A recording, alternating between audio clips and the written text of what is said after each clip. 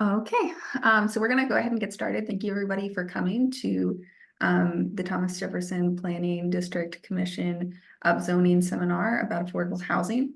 I am Emily Smith. I'm a housing attorney with the Legal Aid Justice Center, where I mostly work on eviction defense for tenants, along with other housing advocacy and housing litigation.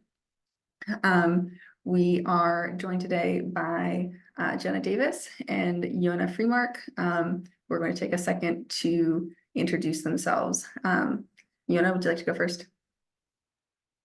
Hello, everyone. I'm really happy to be here today. And yes, my name is Yonah Freemark, and I'm a researcher at Urban Institute, which is based in Washington, D.C. We are a nonprofit, nonpartisan research organization, but anything I talk about today should be basically described as my words only and not those of the organization as a whole. My background is in research on land use and transportation, and I've done a lot of research on understanding the impacts of land use reforms or land use changes on housing availability and housing affordability. Thank you. Jenna, would you like to introduce yourself? Sure. Hi, everyone. I want to start out just by thanking Laura Jean, Emily, and Davey for organizing this panel and inviting me to join today. It's really an honor to be here and be in conversation with Yonah, who I'm sure many of you know is kind of a distinguished scholar on this topic of zoning reform. So I'm Jenna Davis. I'm a visiting faculty member in the Urban Studies program at Barnard College in New York City. And broadly speaking, I study land use change and politics. So specifically, I study some of the drivers, the political economy, and outcomes that are associated with different land use tools. And so some of my previous research has focused on upzoning has looked at questions like what is a relationship between upzoning and gentrification pressures, as well as some perception surrounding zoning reform. So who is advocating for zoning reform and why? So really excited to be here today and dig a little bit deeper into this question of sort of who benefits from zoning reform and why. Thank you both for being here and taking the time to answer some questions. So we'll jump in. Our first one is, how does limiting development to single-family homes impact low-income households, and what is the impact on racial disparities? Well, I can take a stab at this. I would say this question, like probably almost all the questions we're going to answer today, requires extreme nuancing, which is to say that any sort of conversation we have about land use is very difficult to be broadly applied, in my opinion. Which is to say, we can say something about land use in one neighborhood or one city, but it might not necessarily apply easily to another neighborhood or another city somewhere else in the country or even around the world. So I wanted to start with that just to get that off my shoulders and make sure that everybody's on the same page. That said, I think maybe we should even step back before we start talking about single family zoning and just think about just describe what is a single family home? A single family home is a building where just one family lives in the unit. It's the most common form of dwelling in the United States. It's where most Americans grow up and live. It exists in most cities, in every city and suburb. And it is also the predominant form of zoning, at least until recently, in most American communities, which is to say, and most American communities use something called single-family zoning to say that in most neighborhoods, you can only build this one form of housing. And so in recent years, there's been a lot of discussion about whether we should change those rules to enable different types of housing to be built. We shouldn't just allow single-family homes to be built, but we should allow apartment buildings or duplexes or triplexes to be built in the same types of neighborhood. And so researchers like Jenna and I have been trying to investigate, what do we know? What does the world tell us about what happens with single family zoning? What are the consequences of those types of zoning codes that restrict the types of housing that can be built? And again, I think the answer is quite complicated. To actually answer your question, Emily, we know a few things. So we just recently at Urban Institute completed a study of zoning in the entire state of Connecticut and tried to understand what are the correlations between the way people are living in that state and the zoning of the neighborhoods in which they live. We were trying to understand, is there something about zoning that might be related to the types of people who live where? And indeed, we did find that the use of single family zoning is clearly associated with a higher likelihood that a neighborhood's residents are white and not Black or Hispanic, and a higher likelihood that those residents are of higher income. So this suggests that zoning may either encourage the segregation of people who are higher income and who are more white to live, or are more likely to be white, to live together with one another, or on the other hand, it may mean that those types of people pass single family zoning to encourage the continued segregation of their communities. So that's sort of my overall sense of what's going on here. It's not the same as the answer to the question of what happens when you change single family zoning, but maybe I'll leave it there and pass it to Jenna for her thoughts. Yeah, thanks, Yonah. I think I'd echo a lot of what Yonah mentioned, at least compared to this question of how loosening zoning regulations impacts low-income households or housing affordability more broadly. I would say that there is a bit more of a conclusive evidence base that limiting development to single-family homes or placing other restrictions on the density of housing or the amount of housing that can be built through things like minimum lot size restrictions, for example, has adverse impacts on low-income households because those stringent zoning regulations have been associated with elevated housing prices. And of course, that kind of has downstream impacts on encouraging racial and economic segregation, given that low income and non-white households disproportionately tend to reside in non-single family units. So again, I think the evidence base is a bit more strong here, at least compared to when looking at the effects of loosening zoning regulations. The next question touches on what happens, yes, when you change that. So it's what outcomes have we observed so far when zoning regulations allow for higher density, either in the United States or abroad, and who benefits and do housing costs decrease? Yeah, I can maybe take an initial stab at this. So this is a great question and one that I think is still being actively debated in the literature, and one that I would say has a bit more of a mixed empirical evidence base. So when thinking about upzoning's effects on housing costs, I think we can look at the effect of upzoning on number one, property values, and then number two, per unit housing costs. So what is charged, for example, for an I'm seeing a note that says the speaker needs to speak louder. Okay. Hopefully you can all hear me. So I guess on sort of the property value side of things, I would say that one area where there's a bit more consensus in the literature is about how upzoning impacts property values. So there's been several studies that have found that upzonings are positively capitalized into future property values. In other words, after or even before an upzoning goes into effect, property values have appreciated. So to kind of address this question of who benefits, I think you could interpret these findings in a couple of different ways.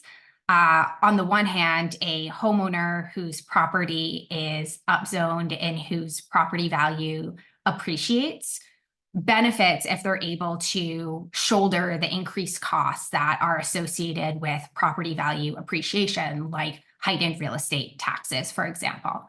But if you're a homeowner who maybe is on a fixed or stable income, having a higher property value as a result of an upzoning could potentially work at cross purposes with your kind of overall residential stability if you're not able to kind of shoulder those increased costs of homeownership. So there hasn't kind of been much literature that has looked at this specific dynamic, I would flag. But that theoretically kind of addresses this question of sort of who benefits from the more property value side of things. And then on the question of how sort of upzoning impacts housing affordability at the per unit level, I would say that the answer to this is still kind of a bit unsettled. I'd point to maybe some of the research that Yonah, you've done with other folks at the Urban Institute to kind of address some of these questions. I don't know if you want to kind of speak a bit more to that research that you've worked on. Yeah, I mean, I think you made some really good points, Jenna. There has been this increasing evidence that we've seen in places like Chicago and Minneapolis that when you increase allowances for construction on land, which is to say you allow developers to build more on a specific piece of land, there is likely to be some uptick in the value of that land. And that makes sense intrinsically, right? It's essentially, you're essentially giving value to the owner of that land because you're saying that the land is worth more from the perspective of development on it. I think the value increases we've seen have been not enormous. So, you know, it is not entirely clear to me that it sounds like one of the attendees cannot hear as well, but I hope that can others hear me? Okay. Um, it is not clear that the increase in housing or land values that occurs after an upzoning results in displacement or gentrification. That's something that we frankly don't have clear enough evidence on so far from the research that's been done. And one of the reasons that we have trouble actually measuring this is that it's difficult to tell whether the effect of a neighborhood, whether a neighborhood change that occurs is occurring because of the change in zoning or because of something else that's happening in the neighborhood, like the neighborhood is becoming more interesting to people with higher incomes, which is often something that occurs in the same exact place that you are undertaking an upzoning. That said, it does make logical sense that when you change the zoning to allow for more construction, you're giving people value for their property. And so people are going to benefit from that if they are selling. The biggest question is it preventing new folks from being able to come in and buy or be able to rent in those neighborhoods? And that's something we're starting to see a little bit of evidence on, but not too much. The associated question is whether if you change the zoning in a neighborhood to allow for more construction, does more construction occur in that neighborhood? And the reason this is important is that obviously the goal of a zoning change is usually to encourage more construction, at least the zoning changes we're talking about right now. And in theory, more construction should be, at least eventually, associated with lower housing costs because you're going to have less competition for the same number of units from the number of people. Now, the evidence here, again, is somewhat mixed, as Jenna pointed out. You know, I think we recently conducted a study of a few, well, actually several hundred different municipalities throughout the United States in 8 different metropolitan regions at the Urban Institute. And what we found was that there was indeed a small impact of zoning reforms that encourage more housing construction on increasing housing availability. So that is some positive evidence that if you change the law regarding what can be built, you are going to see an increase in housing. That said, my asterisk here is that it differs dramatically between different cities. So some cities with high market demand, with higher incomes, with more interest from developers to come in, are going to see a larger response in terms of more construction than cities that have lower incomes and less market demand. And the other thing is that, you know, just because you have a small increase in the amount of construction does not necessarily mean that that new construction will be affordable to people with low and moderate incomes. So that's an important element of this story that we need to be talking about, because if you're thinking about the housing supply overall, not everybody can afford every home that's available out there.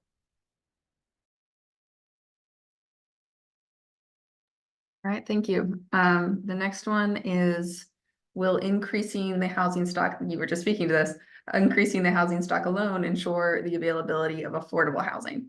What other practices and policies must be implemented in combination with upzoning in order to ensure development of affordable housing?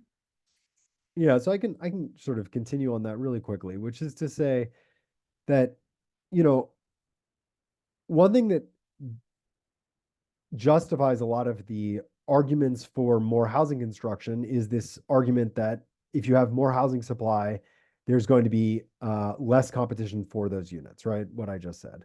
And the concept there is that higher income people will move into the choicier units, which are either the newer units or the higher quality units, and that essentially people with lower incomes will be able to backfill and be able to live in the other units. So, and that's a concept called filtering, which is used by most economists in describing the housing market.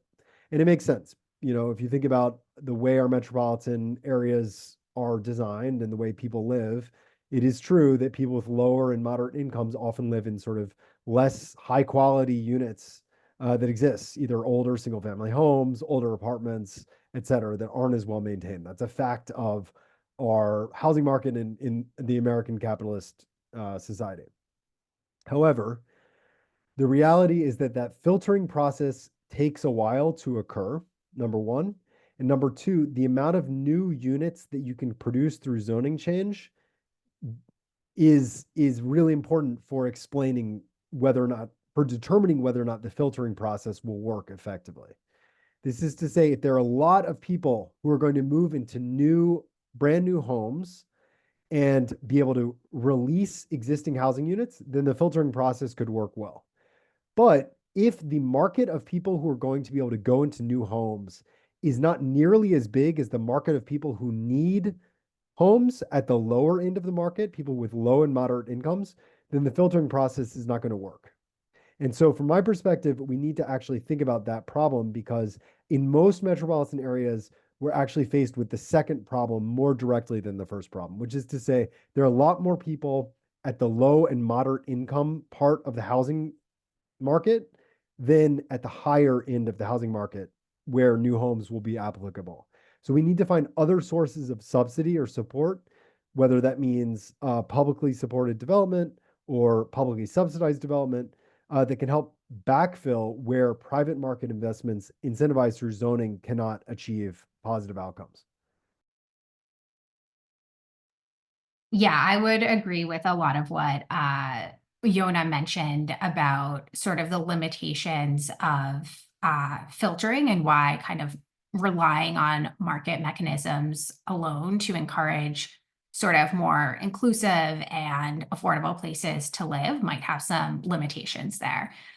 So I would agree. I think upzoning needs to be paired with other policy interventions designed to improve access to affordable housing and ensure kind of greater residential instability. So increasing investment in things like the Housing Choice Voucher Program or project-based subsidies are two kind of interventions that I think come to mind that could help improve access to affordable housing.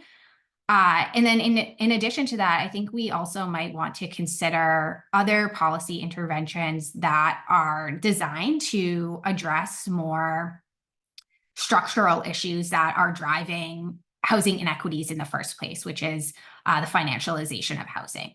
So these kind of policy interventions kind of push back on some of the existing financial incentives that treat housing more as an investment vehicle and as a way to hoard wealth than as a social good. So, for example, some cities, especially cities in Canada, have implemented vacancy taxes to tax vacant homes and sort of penalize folks that are essentially kind of using those spaces to park wealth when we're in a context of an extreme housing shortage. Other interventions like community land trusts, which remove housing from the private market and try to encourage more deeply affordable forms of housing, would be another way that we might kind of discourage the financialization of housing and add more permanently affordable units to the housing stock, in addition to encouraging zoning reform. All right. And what are some unintended consequences of upzoning? What steps can be taken to protect against the negative side effects?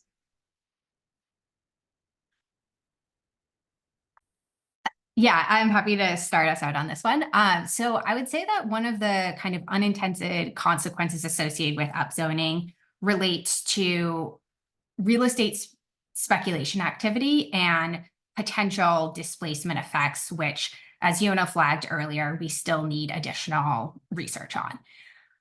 So in some contexts, especially kind of these hot real estate markets where development pressures are really high, so in places like New York City, upzoning has been associated with heightened real estate speculation activity. So for example, when the de Blasio administration here in New York initially announced that they were going to rezone East New York, this led to some real estate speculation activity as speculators anticipated that the market values of properties in the newly upzoned areas would increase following the upzoning.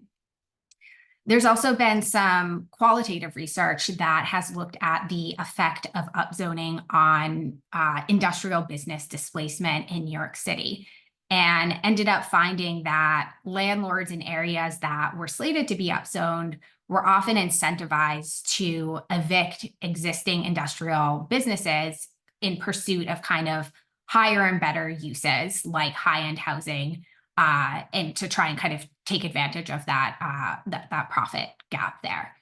But I would say we still need some more kind of empirical research on the question of how upzoning specifically impacts residential displacement. That said, I think that there are several policy interventions that we could lean on to kind of better buffer ourselves against some of these dynamics.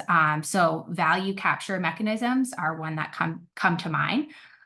So value capture mechanisms refer to basically capturing a portion of the value that is generated through a public intervention, like an upzoning, and funneling that increase in value back to some public purpose, instead of that financial advantage accruing to an incumbent landowner who might just happen to live in an upzoned area and whose property appreciates in value.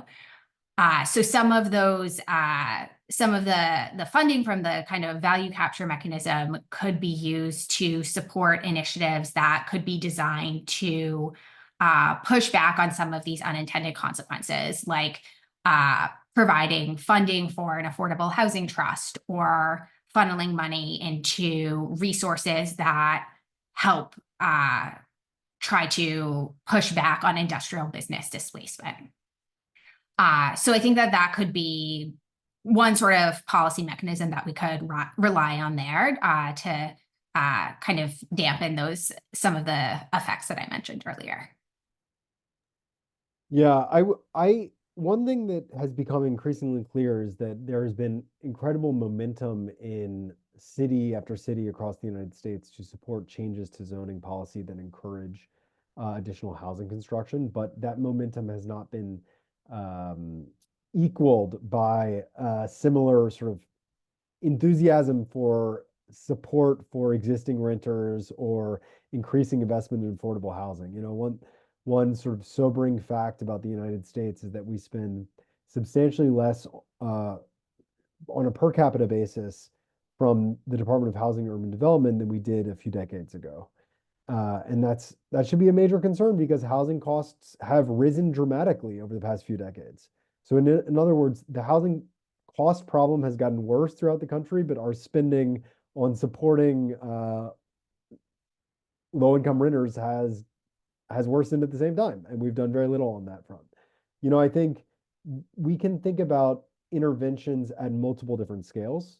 You know, realistically, the most effective approach to be able to addressing housing affordability is to get substantial additional federal revenues and federal support to do things like make the Section 8 Housing Choice Voucher Program into a universal program.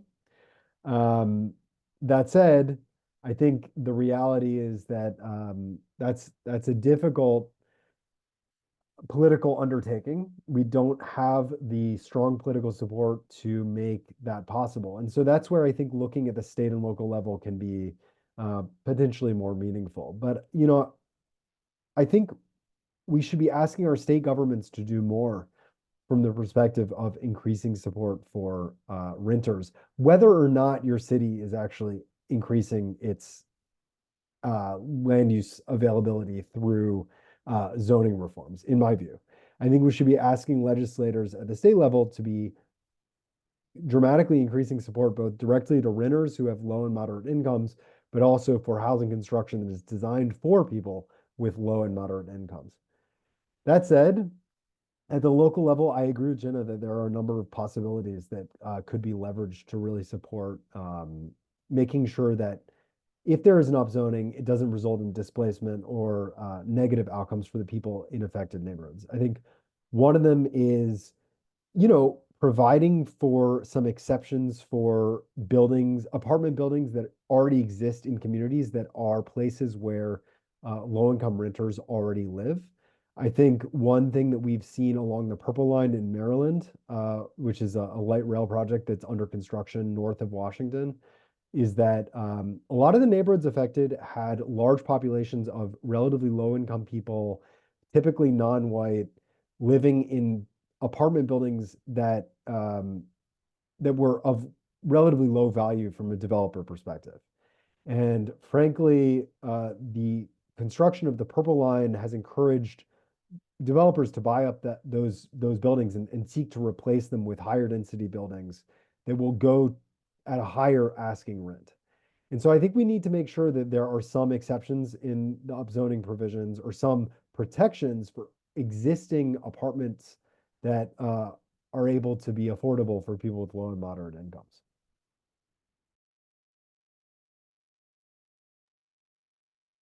Thank you. What are the reasons for increased or decreased land and housing costs in the short term and in the long term after zoning policy is changed to allow for increased density?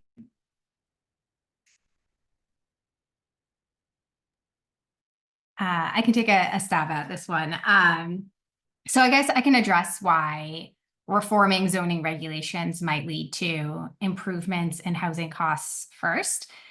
So speaking to what Yonah was mentioning earlier, theoretically, zoning reform could lead to decreased per unit housing costs if the addition in the overall housing supply relieves sort of pent-up demand and essentially bids down the price of rent in a municipality. You can imagine if a municipality under current zoning allowed only, say, 1,000 houses to be built, but we reformed the zoning to allow 5,000 units to be built, what a landlord could charge under the new zoning regulations would probably be lower because there's increased competition.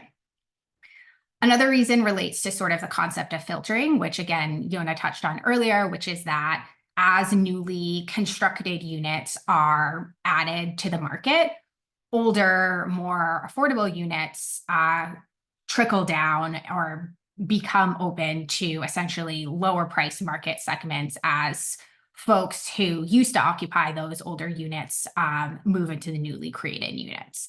But again, I'd add that there's kind of some debate here about the extent to which filtering works as intended. It works on a timeline that is that results in meaningful improvements to affordability. There are also kind of a couple of reasons why upzoning could lead to increases in housing costs. Some of which I think I've touched on earlier, but one of the kind of theoretical reasons is that upzoning again has been associated with property value appreciation. In other words, if a developer can build a two-family home on a parcel that used to just allow a single-family home, that parcel in theory is worth more to a developer. And if that property appreciates considerably in value, it's possible that those increased costs could be passed off onto a tenant in the form of higher rent. So that is one sort of theoretical reason as to why upzoning could lead to increased housing costs. Another reason relates to sort of what kinds of new units are constructed after an upzoning goes into effect.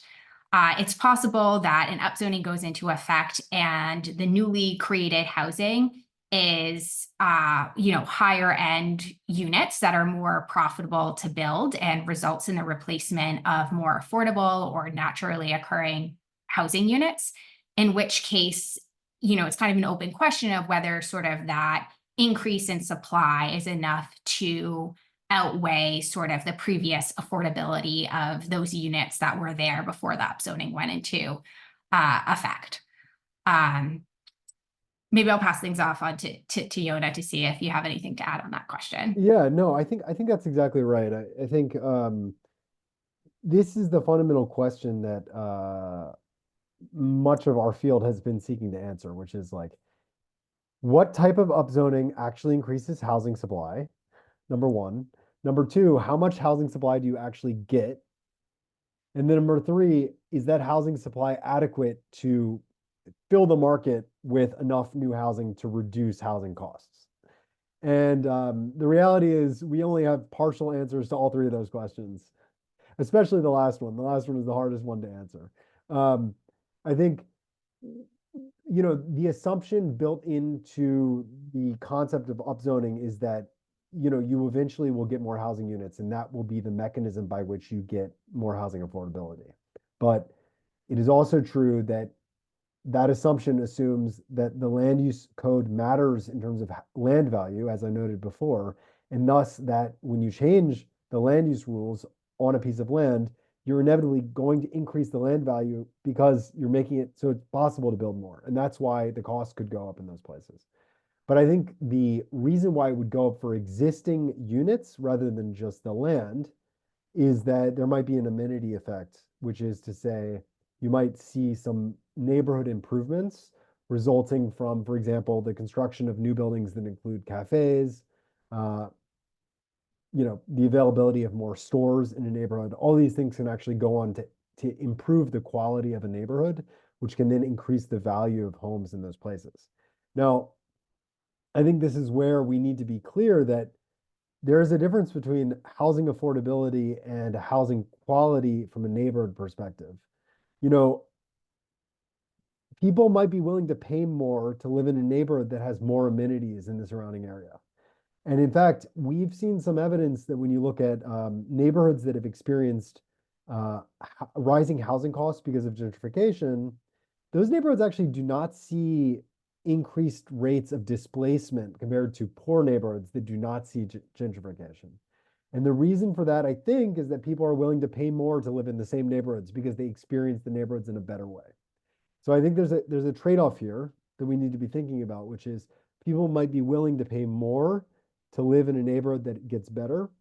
But at the same time, that might mean that people who like the neighborhood as it currently is feel or experience that the neighborhood becomes more expensive and thus excludes them in some way. So these are simultaneous trends that we need to be acknowledged. We need to acknowledge. Yeah, Yonah, you had touched on sort of some of the assumptions that are baked into upzoning. And I think I would add that one of the other assumptions too, I think, is that upzoning is going to lead to a strong market response, but it is possible that there are sort of uneven market responses to upzoning depending on local context. So you can imagine, for example, if you upzone a neighborhood where development pressures are low, that might not necessarily lead to kind of the supply response. Or if you imagine upzoning a wealthy suburban area where people really value their existing way of life and kind of the single family built character of that neighborhood, it's possible that upzoning there might not lead to kind of the supply response that is assumed will occur following an upzoning. Okay, taking a little bit of a different direction now. Are there any special considerations when determining zoning needs for rural areas? I think this is a really actually an interesting question because, the issue of housing demand is not nearly, or housing supply and housing demand is not nearly as acute for most rural areas throughout the country. That said, I think that, one thing that has been missing from much of the conversation about zoning reform has been the need to encourage a ecological zoning, which is to say one that does not result in the mass destruction of natural areas. This was an issue that was much more of interest to planners in the 1970s. When there was a stronger environmental movement in the United States. There was this idea that we should develop growth management plans that say that we should stop developing areas that are currently forested or natural in some way, and that rather we should make sure that those areas are protected through green belts and other mechanisms. I think that those remain important priorities in our society, but they can only be maintained if we find the mechanisms to encourage additional housing growth in the areas that are already developed, which is to say that if we want to preserve open areas, areas that are natural, we need to accommodate housing growth in the areas that already are developed. And that can be done in a number of different ways, but I do think that that is a meaningful defense or argument in favor of upzoning of existing neighborhoods. Because by doing so, you are essentially concentrating growth in the areas that are already inhabited by humans and not destroying areas that are currently rural or natural in nature. So from my perspective, the most important issue from a rural zoning perspective is creating an appropriate mechanism for preserving growth in infill areas, already developed areas, and ensuring that the areas that are natural today have the best chances possible to retain that condition into the future.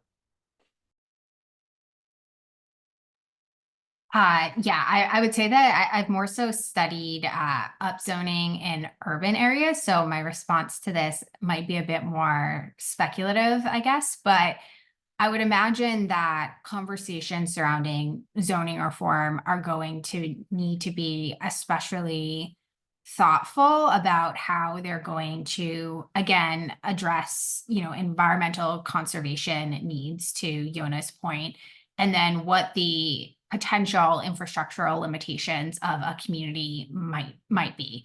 So rural communities are going to need to sort of initiate these conversations about the extent to which they want to protect environmentally sensitive watersheds or wildlife areas, and how those environmental concerns might weigh against the need to allow for additional housing in a community.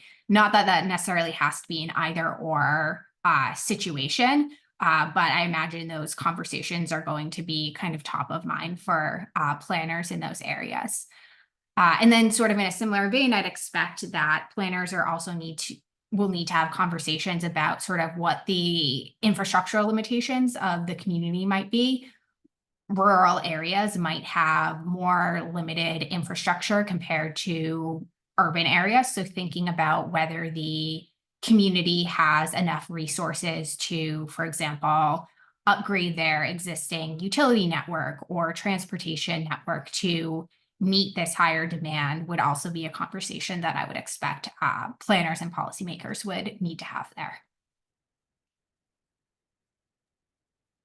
Thank you. The next question is about gentrification, which we've already touched on so far. Some are concerned about increased gentrification as a result of upzoning in vulnerable neighborhoods.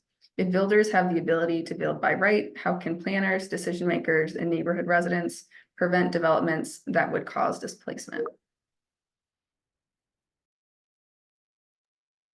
Well, I think the most direct way to think about displacement is people who are directly displaced by projects themselves, right? I mean, one thing that I think we should be fighting against strongly is existing housing units with people of low and moderate incomes being bought up by developers and being demolished and then replaced with another building that's designed for higher income individuals. I think that that is a problematic outcome from the perspective of avoiding displacement. That said, that's easier said than done because this requires, as I noted before, a sort of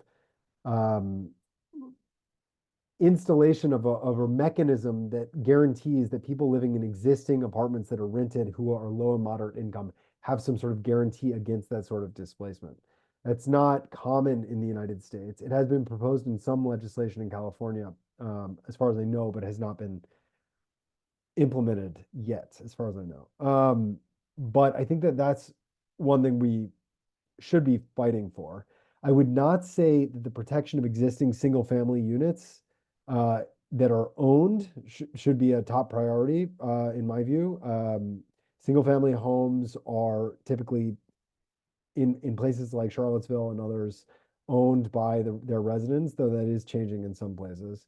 And if they are owned by their residents, they have the choice to sell their homes or their land to developers for a change if they wish. That's just my perspective personally on this. So I think that our goal here is to really look for apartment buildings that are inhabited by people with low and moderate incomes. Yeah, I would say I touched on this a bit earlier, but I think that, again, it's important that upzoning is paired with other policy interventions that try to encourage greater residential stability.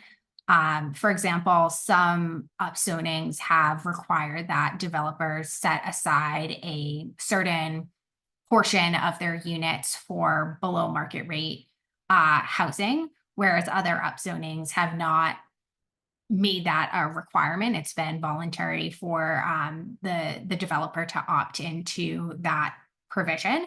So I think pairing zoning changes with that kind of inclusionary zoning mandate or other forms of sort of rent stabilization could be one way that we could potentially dampen displacement effects if they do occur with an upzoning. And then I think also including other kinds of tenant protection measures that try to encourage greater tenant stability is another way that we could push back on displacement. So, for example, some municipalities have implemented what's called just cause eviction standards. So these are limitations on the grounds basically upon which a landlord can evict a tenant. Other things that come to mind would be something like tenant anti-harassment measures or tenant rights to organize. All of these things are measures that are trying to encourage greater tenant stability and sort of shift the power in the favor of tenants that might be facing some of these displacement or potentially harassment from landlords.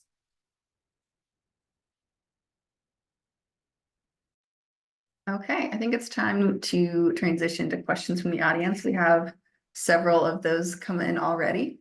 So the first one is, do you have any specific examples of policies that have been most successful in producing construction of affordable housing when implementing upzoning?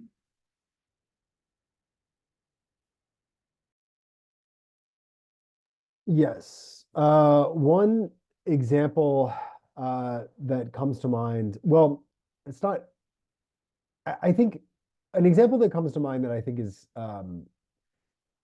meaningful from a broader like systems perspective, not just upzoning, is the Green Line light rail project in St. Paul, Minnesota. So this was a light rail extension that was built, I believe it opened in 2014, and it connects downtown Minneapolis with downtown St. Paul. And one thing that's interesting is that as part of that project, not only did St. Paul undertake a sort of zoning code update for the areas along the street where the line was being built, so it's University corridor, but they also worked with a whole cohort of foundations and nonprofit organizations to invest hundreds of millions of dollars in affordable housing directly along the route. And so what I think is cool about that is that there was sort of a broad scale perspective on thinking about the future of a city, not just as something that is driven by changing the rules and then having the private sector respond, but rather as something that has to be co-created by the government, the private sector, and sort of third-party actors, non-governmental actors, working collaboratively to invest in those communities. And so they brought in this pretty strong framework of nonprofit support for thousands of affordable housing units that were built directly along the light rail corridor, as well as support for local businesses that were affected along the route. So it wasn't really framed as a upzoning plus affordable housing approach, but in my view, it's sort of an example of how you can think holistically about city making as supporting private sector investment while also finding the ways to really invest in people with low and moderate incomes. Yeah, I think another area where we've seen a relatively decent supply response after an upzoning has been specifically with relation to accessory dwelling units. So in Los Angeles and in Austin, both of those cities reformed their zoning regulations to make it easier to build ADUs and have seen sort of a surge in ADU construction. I think one reason why those cities might have been successful is that, accessory dwelling units are a more gentle form of densification. So ADUs can blend in pretty seamlessly with the prevailing built form. So you might have seen a little bit less opposition there than you might have seen with kind of larger scale, less incremental forms of zoning reform.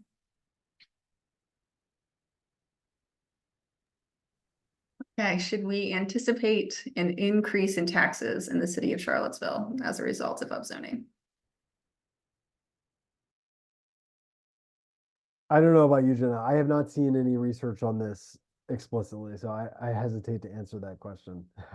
Yeah, I would agree. I'm not sure I have a solid answer for that either. Okay, we'll have to see. What programs can help low-income households pay increased property taxes due to new projects built nearby?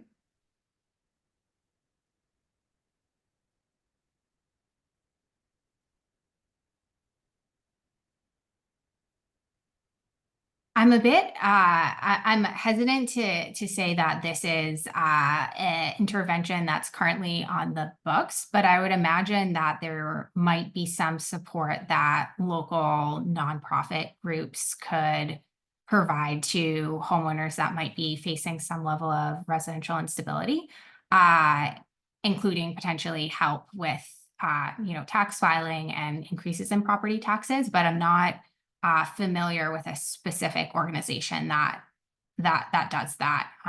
Yonah, I'm not sure if you're familiar with any type of organization like that. No, I'm not entirely sure. I know that some cities have given sort of property tax have created sort of property tax pauses for long-term residents. I mean, I hesitate to endorse that kind of policy because it's somewhat similar to what we've seen in California with Prop 13, which essentially is a law that says that if you bought a home, your property taxes don't change on your lot, which sounds nice, but in reality is extremely problematic from the perspective of local tax bases and unfair to people who want to move into a community. So I don't know. I don't have any brilliant ideas for this. I think, to be honest, I think we should be reluctant to impose too many property tax savings concepts until we have clear evidence that these upzonings and things of that sort will actually increase property tax rates or property tax costs. I mean, one thing worth keeping in mind is that in theory, at least, if you have an upzoning and it increases the number of residents in a community, you have a broader base to tax from. And if you have a broader base to tax from, then theoretically you won't have to tax your existing residents as much over time. However, that's more theoretical than it is demonstrated by fact. So I think we still need more time and more evidence to be able to concretely answer that question.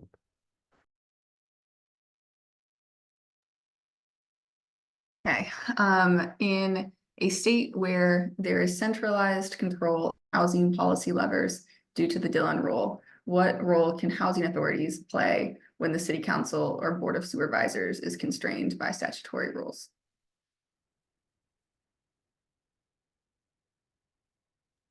They can work together to fight in the General Assembly for changes. I mean, it's just the reality. We need action at the General Assembly in states like Virginia to be able to get effective change at the local level. And unless folks are able to really undertake that action, then they're not going to get anywhere. So I hope that's not a negative response. I think it's just reality is you need to work in Richmond.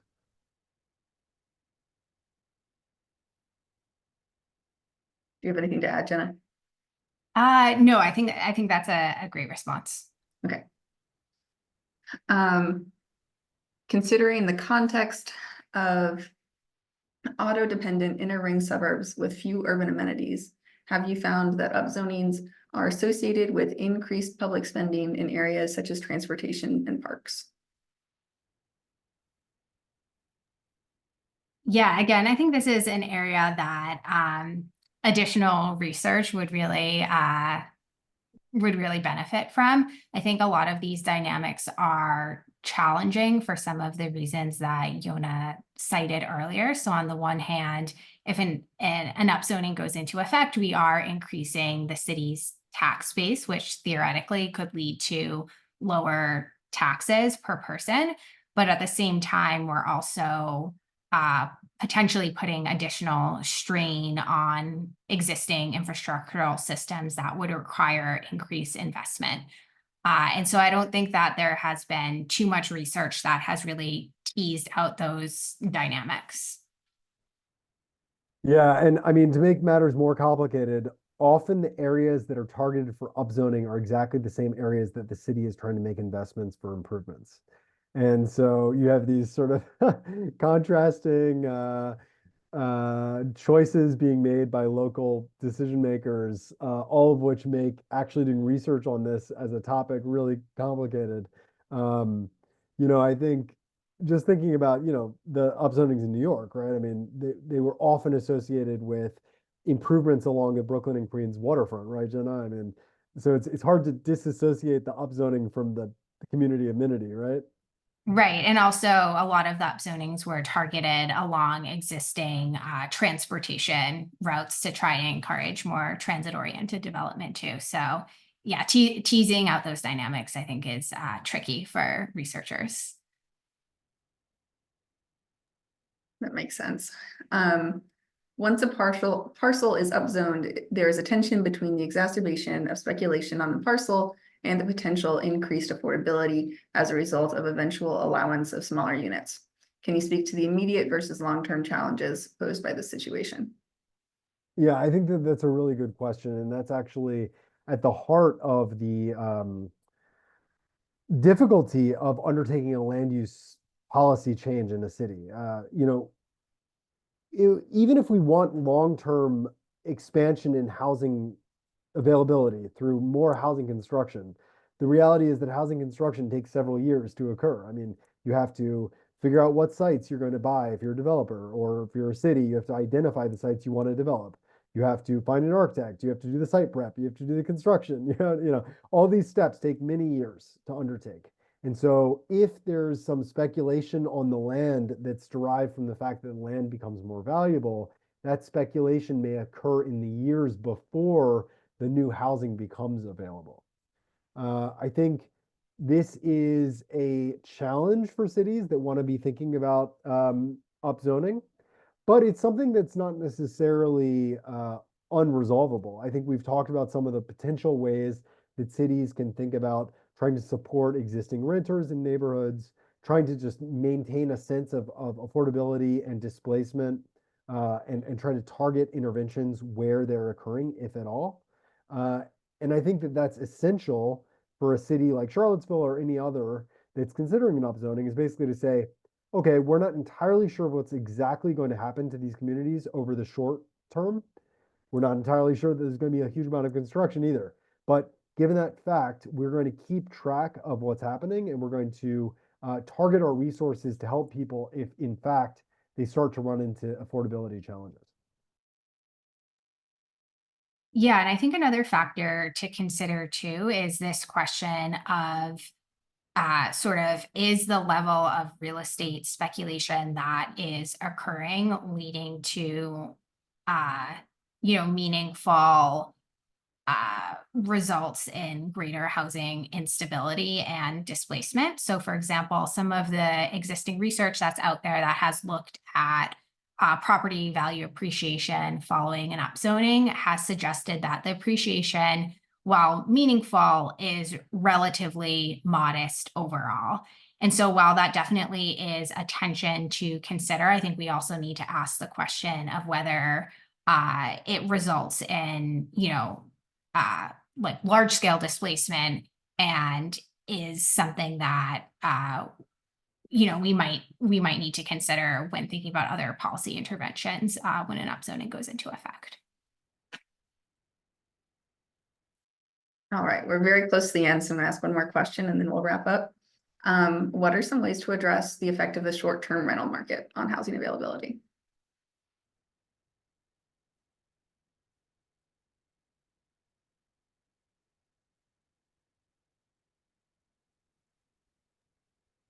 So I know some cities, like New York City recently, have considered changing some of their short-term regulations to make sure that, or provide provisions so that the owner of the property resides on site, to kind of push back on some of the maybe more corporate entities that have started to enter into the short-term rental market.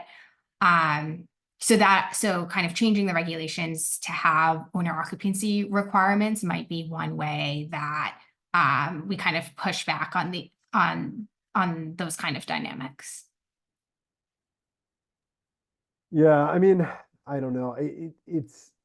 I would especially be interested in knowing whether it's feasible in a state like Virginia to enact such regulations. I think one thing that any city needs to get a hold of is its current market. Like, how many housing units are short-term rentals actually, like Airbnb units, actually taking up in the city? Answering that question is really hard because it's, some people rent their unit for 1 day a year. Does that count as a short-term rental unit? Or does that mean they just like went on vacation for a day and rented their unit? Or is the unit entirely used as an Airbnb unit? I think fundamentally we need to understand those dynamics in detail at the local level to then begin thinking, okay, are there certain areas of the city that are facing some problematic issues that we need to be thinking about addressing? If so, what would that look like? Wonderful. Thank you so much to you both. This has been really informative, and as I was following the local Charlottesville zoning development, it would have been nice to know some of this along the way. So we appreciate you. And also thank you to the Thomas Jefferson Planning District Commission for hosting the event. Thank you all. Thank you, Emily. Thank you, Jenna and Yonah. Just on behalf of the TJPDC, thank you so much for your time and just sharing your expertise with us. And thank you to all who attended. I hope you have a great day. Thank you.